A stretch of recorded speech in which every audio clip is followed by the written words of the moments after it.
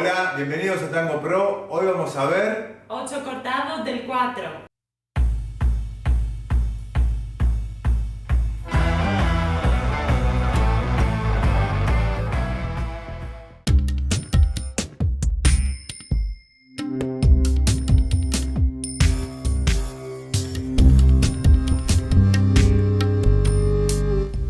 El 8 cortado es una figura muy popular y hoy en día la podemos ver en prácticamente todas las milongas del mundo.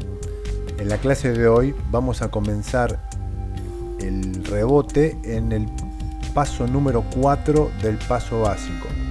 Junto con el rebote comienza el famoso 8 cortado. Un detalle muy importante a tener en cuenta: observen la mano derecha del hombre, cómo contiene el omóplato de la mujer, sujetándolo con firmeza, y de esta manera pasa la señal o la marca para hacer el rebote. Vemos desde otro ángulo.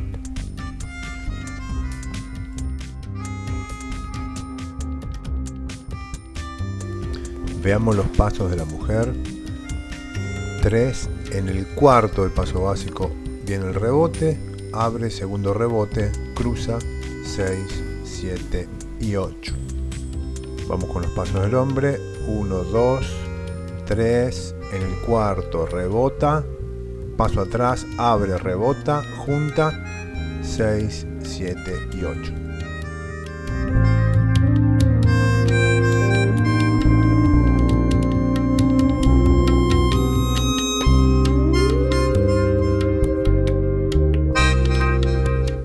Veamos de nuevo en cámara lenta. 1, 2, 3, 4, rebota, paso atrás, adelante la mujer, abro, rebota, cruce y resuelvo 6, 7, 8. Si les gustó nuestros videos, suscríbanse y denle a la campanita. Suscríbanse, suscríbete abajo, ahí.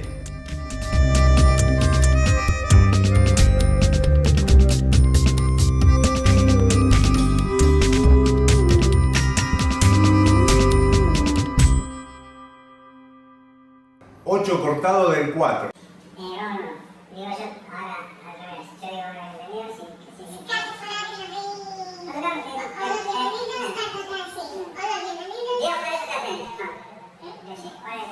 Vamos a ver 8 cortados del 4.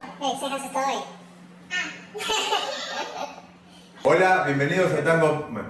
Hoy vamos a ver 8 cortados del 4.